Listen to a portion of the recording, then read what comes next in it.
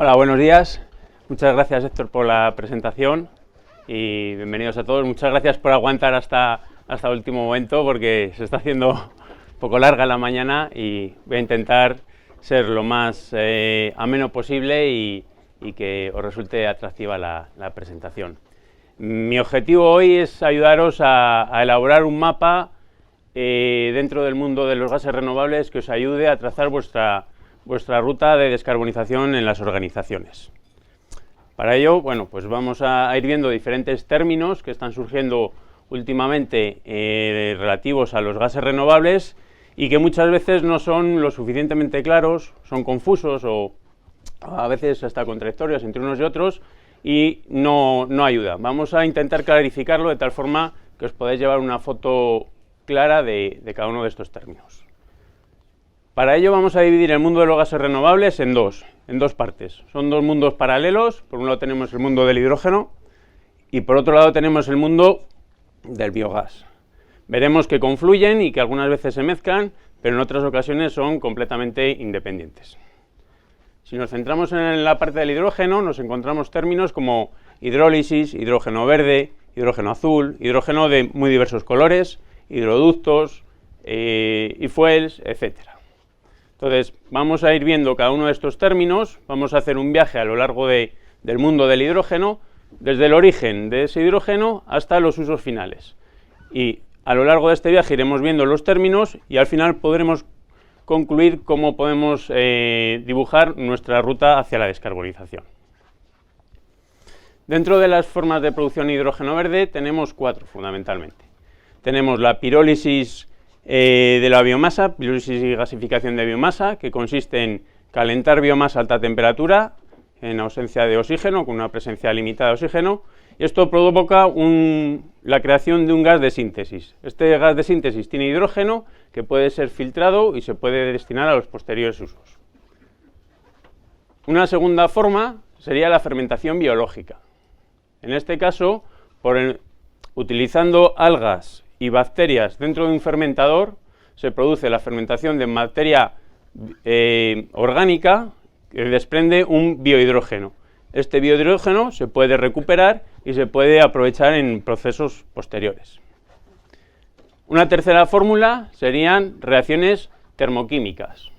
En este caso lo que hacemos es aprovechar la radiación solar que incide en unos óxidos metálicos y en presencia de agua desprenden hidrógeno. Y finalmente tenemos la hidrólisis, que es el método que actualmente es más ampliamente difundido y el que está teniendo un crecimiento exponencial.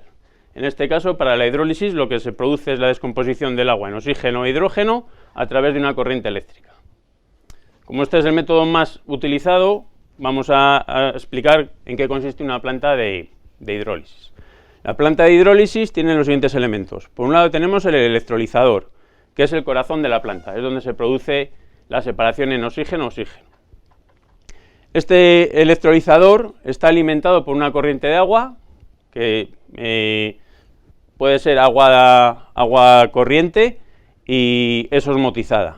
Por otro lado tiene la alimentación de un rectificador eléctrico que transforma la corriente alterna en corriente continua. Para generar hidrógeno verde, la característica de esta electricidad es que tiene que ser de origen renovable, o bien parque fotovoltaico, eólico o energías alternativas. Una vez que tenemos el hidrógeno generado, se nos almacena en los tanques primarios. De la descomposición del agua se desprende también oxígeno, que este oxígeno es liberado directamente a la atmósfera o se puede recuperar para otros procesos. Y también liberamos calor. Ese calor habitualmente se dispersa a la atmósfera, aunque también se podría reutilizar en algún proceso industrial secundario. Todo el proceso está supervisado desde el edificio control, que además tiene las instalaciones auxiliares complementarias para que pueda funcionar.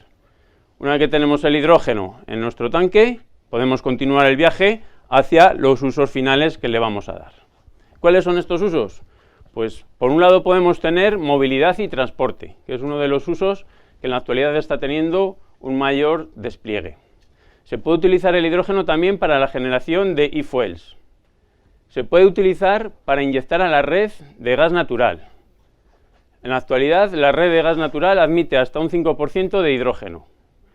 Los equipos que funcionan a gas natural habitualmente pueden trabajar con ese 5%, incluso con porcentajes mayores de hidrógeno. Poco a poco se están haciendo estudios para ver hasta qué nivel se puede incrementar ese porcentaje de inyección a red.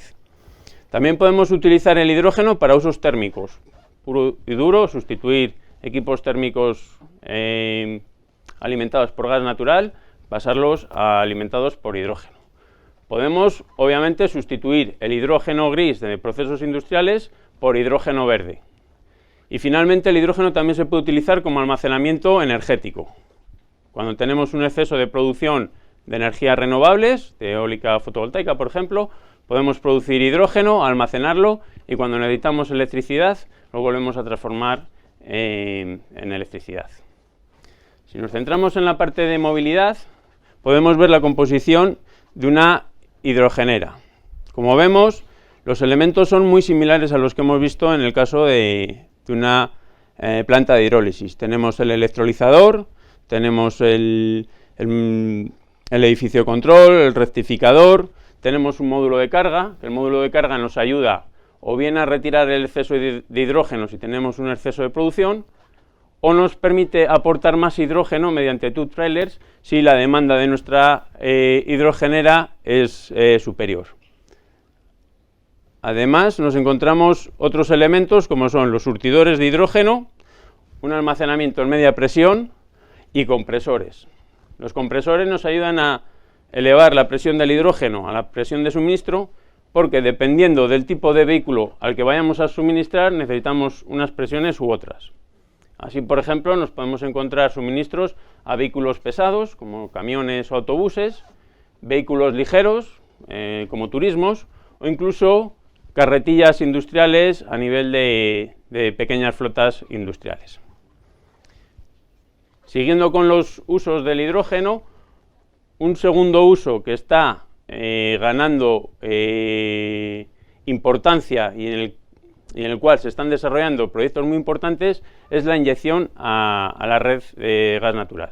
Como decía, hasta el 5% se puede inyectar sin problemas y esa inyección se realiza a través de un blenderizador.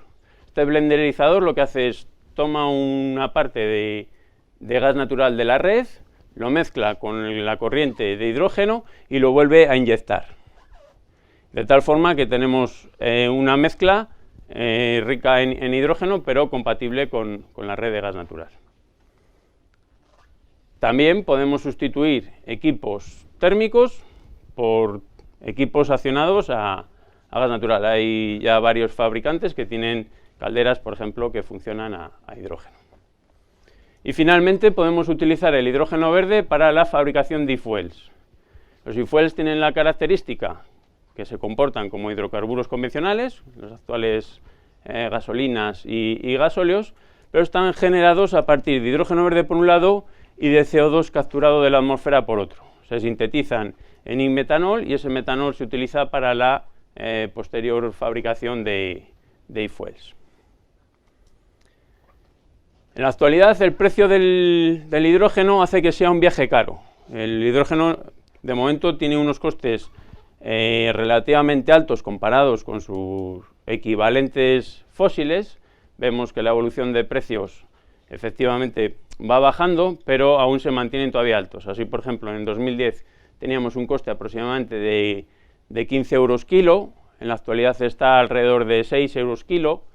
En los próximos años, en torno al 2030, se prevé que se establezca un precio de en torno a 4 euros y en el entorno del 2050 que estemos ya con unos precios muy competitivos de en torno a 2 euros kilo.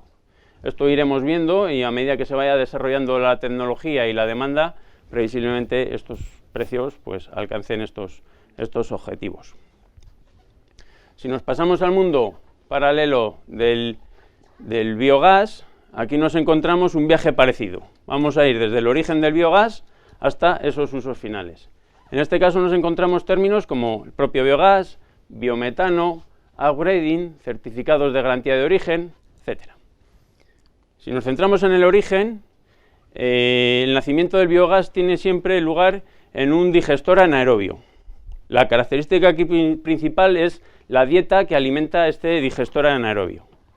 Esta dieta puede estar compuesta por residuos agrícolas como paja de cereal, paja de maíz, otros restos agrícolas, residuos agroalimentarios de fábricas de productos de alimentación, lodos de depuración, lodos de depuradora. Podemos tener residuos ganaderos como estiércoles o purines. En definitiva, todo ello conforma una dieta que es lo que nos va a dar las características de nuestra planta de biogás.